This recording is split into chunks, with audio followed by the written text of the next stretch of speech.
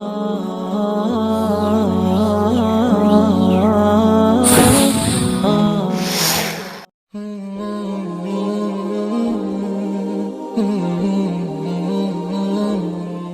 di Uzbekistan, ironi sebuah negeri mayoritas Muslim. Uzbekistan, salah satu negara pecahan Uni Soviet, kini berpenduduk sekitar 23 juta jiwa.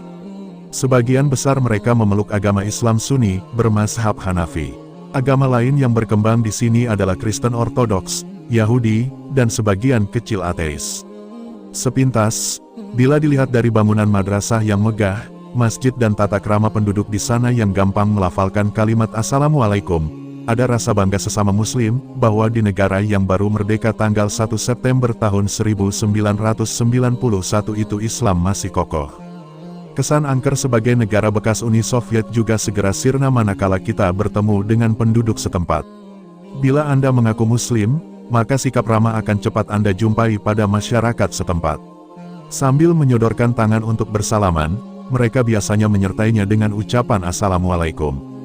Ketika mengucap salam itu, biasanya mereka menempelkan tangan kanan di dada sembari menganggukkan kepalanya. Dan yang paling menggembirakan, ternyata para Muslim Uzbekistan itu sangat bangga dengan keislamannya.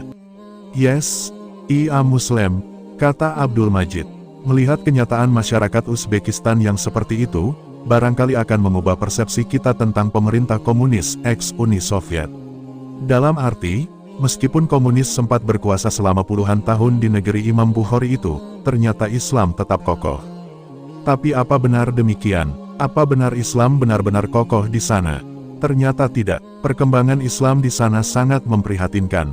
Ada perasaan sedih begitu kita mengetahui bagaimana kondisi sebenarnya.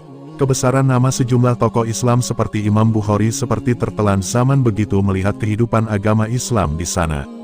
Meski ada rasa kebanggaan sebagai Muslim, seperti diakui Abdul Majid, ternyata mereka tidak pernah menjalankan ibadah ritual sehari-hari, sholat misalnya. Pada bulan Ramadan, mereka juga tidak berpuasa. Mereka bahkan terheran-heran, ketika ditanyakan, mengapa mereka tidak sholat dan puasa. Menurut Abdul Majid, banyak di antara Muslim Uzbekistan yang tidak tahu bahwa sholat, puasa, dan rukun Islam yang lain merupakan keharusan setiap umat Islam untuk menjalankannya. Selain itu, larangan Islam, seperti minuman beralkohol, minuman keras juga sudah menjadi bagian dari kehidupan sehari-hari mereka. Alasannya, untuk memanaskan tuhun, terutama pada musim salju. Dan anehnya, sebelum menenggak minuman keras itu mereka tetap mengucapkan basmalah. Hal lainnya yang sangat memprihatinkan, meskipun jumlah masjid tidak begitu banyak, tetapi tidak banyak pula orang yang sholat di sana. Di masjid tertua di kota Tashkent, ibu kota Uzbekistan misalnya, terlihat hanya orang-orang tua, berumur di atas 50 tahunan, yang masih rajin sholat. Pemandangan seperti itu juga terlihat di Masjid Imam Bukhari di Samarkand. Keprihatinan tentang kondisi masyarakat Muslim Uzbekistan ini akan semakin bertambah, manakala kita menengok sejarah Uzbekistan sendiri. Sebelum dicaplok oleh Uni Soviet yang komunis, Uzbekistan merupakan gabungan dari 3 buah kerajaan Islam, yaitu Bukhara, Khiva, dan Kokand yang pada tahun-tahun 1860 sampai tahun 1870 berada di bawah pengaruh Kekaisaran Rusia.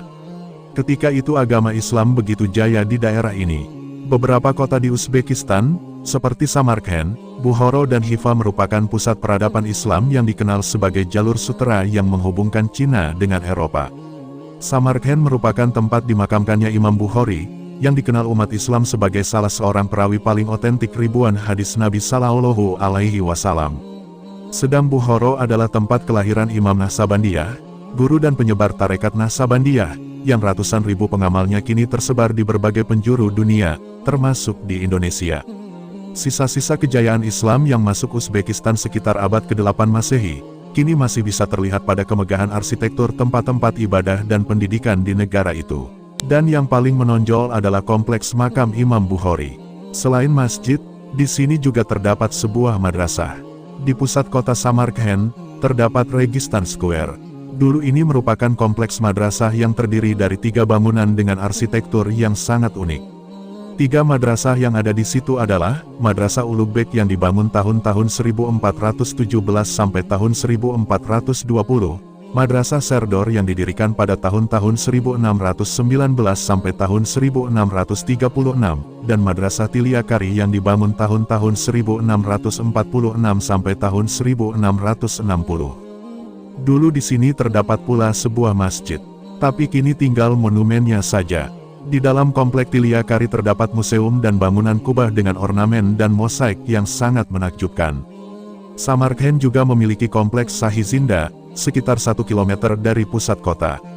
Komplek ini menggambarkan kota tua zaman kejayaan Islam abad ke-14. Di dalam kompleks ini terdapat lebih dari 20 bangunan yang terbagi menjadi 3 bagian yakni, bawah, tengah dan atas. Antara bangunan bawah menuju ke atas dihubungkan 40 anak tangga. Di setiap bangunan terdapat makam, dan salah satu makam yang terkenal adalah makam Ibnu Abbas yang terletak di bagian atas. Kabarnya, Ibnu Abbas ini adalah saudara sepupu Nabi Muhammad Sallallahu Alaihi Wasallam. Di sekitar kompleks ini dikelilingi oleh kuburan umum. Di kota ini terdapat pula kompleks Bus Emir, seorang tokoh penjuang negara itu. Kompleks ini adalah sebuah karya seni bangunan Asia Tengah yang sangat terkenal di dunia. Konstruksinya dimulai tahun 1403 yang kemudian dihubungkan dengan kematian Sultan Muhammad, cucu Timur Leng. Di kompleks ini terdapat makam Timur Leng, Ulugh Beg, Sultan Muhammad, keluarga dan kerabat Timur Leng. Sebuah teropong bawah tanah juga terdapat di Samarkand. Nama kawasan itu adalah Observatorium Ulugh Beg yang dibangun tahun-tahun 1428 sampai tahun 1429. Bangunannya berbentuk silinder, 3 lantai dengan ketinggian 30,4 meter dengan diameter 46,40 meter. Radius teropong yang ada di situ 40,21 meter, sehingga dapat mengukur koordinat bulan, matahari, dan planet-planet. Dari sini dibuat katalog bintang Zichi Guragoni. Setelah kematian Ulugh Beg, observatorium ini jarang digunakan. Di kota Bukhara, terdapat sebuah makam Samanid. Ini merupakan bangunan pertama di Asia Tengah yang dibuat dari batu bata. Bangunan berkubah ini dibangun oleh Sultan Ismail Samani pada akhir abad ke-9. Menurut cerita, kubah ini merupakan simbol dari keteguhan hati. Bukhara boleh dikata sebagai sebuah museum kota, karena di situ terdapat 140 monumen dengan arsitektur kota tua yang dibangun mulai abad ke-9. Di sini banyak terdapat bangunan istana, masjid dan tempat kegiatan keagamaan yang sampai kini masih terpelihara dengan baik. Sayangnya, semua karya kejayaan umat Islam di Uzbekistan itu kini hanya tinggal kenangan, lebih banyak menjadi objek wisata yang dijual ke orang asing. Sejak runtuhnya pengaruh komunis di negara-negara ex-Uni Soviet, berbagai upaya untuk mengembalikan kejayaan agama Islam sudah mulai dirintis.